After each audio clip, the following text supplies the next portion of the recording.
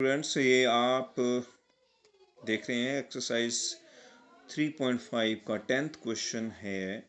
10th class का ये question है और इसको हमने this is linear equation with two variables, दो चरों वाला ये रैखिक समीकरण है और इसको आपने हल करना है, इसका सोल्यूशन फाइंड करना है और इसको सोल्यूशन फाइंड करना है by using cross multiplication method. Cross multiplication method देखिए, क्रॉस मल्टीप्लिकेशन मेथड, और हिंदी में इसको वज्र गुणन विधि कहते हैं। वज्र गुणन विधि।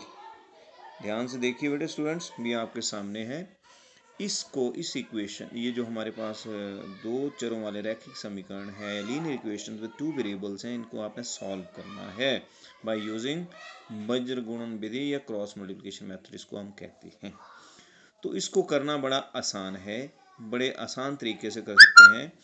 तो सबसे पहले हमारी जो ये जो समीकरण है आप देख रहे हैं, इनको आप एक तरफ सा भी इक्वल्स टू ज़ीरो कर लो।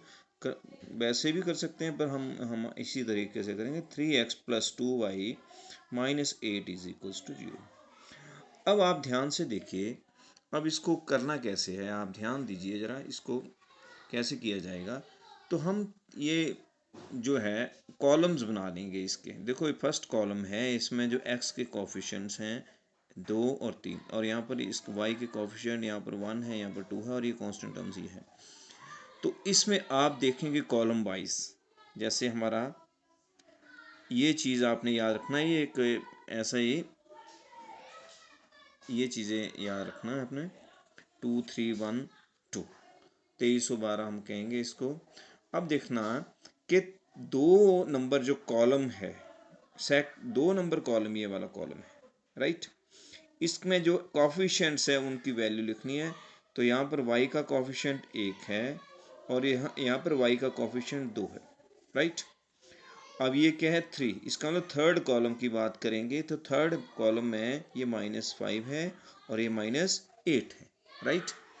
और ये फर्स्ट कॉलम की बात, ये 1 है, तो फर्स्ट कॉलम में जो x के कॉफिशिएंट्स हैं वो 2 और 3 है, और सेकंड कॉलम जो है उसमें जो आपका 1 और 2 है। तो ये हमारा इस तरह से हम इस तरीके से हम करते हैं।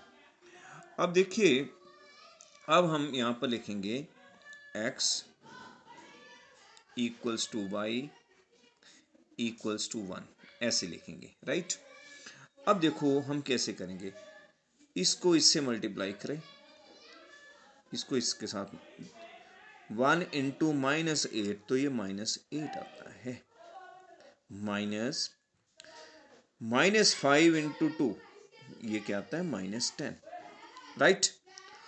यहाँ पर भी अगले में देखिए -5 × -3 -15, और इसको भी -16। उसी तरह से 2 × 2 4 आते हैं, -1 × 3 3 आते हैं। तो इस तरह से x बटे -8 जमा 10, और यहाँ पर बनता है y बटे -15 माइनस माइनस प्लस 16 बराबर है 1/3। आप देख रहे हैं मेरे ख्याल में, ध्यान से देखिए इसको। अब इसके बाद x/2, और यहाँ पर रह जाएगा y/1 = 1।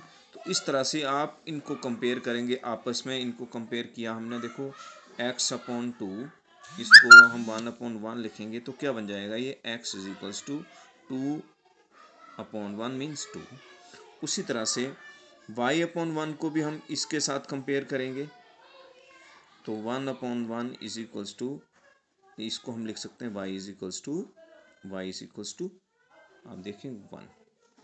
तो इस तरह से हम कह सकते हैं कि x = आपका 2 आ रहा है और y का जो वैल्यू है वो आ रहा है 1। तो आप देख सकते हैं यहाँ पर दोबारा से फिर देखिए, सबसे पहले हमने क्या किया है, ये देखो वज्र गुणन विधि से ये सारा आपके सामने है। ये जो इक्वेशंस को हमने एक तरफ इक्वल टू 0 लिखा, और फिर इनके जो 2 3 1 एक हमने अपनी ओर से एक फार्मूला बनाया हुआ है। आपने याद रखना 2312 या 2 3 1 1 2 और उसके आपने जो गुणांक हैं या कोफिशिएंट्स हैं वो लेते जाना है, और इस तरह से चलते चलते आप देखेंगे आपको एक्स और या वाई की वैल्यू जो मिल जाएगी। तो मेरे ख्याल में आपको ये बात समझ आ गई होगी। Thank you.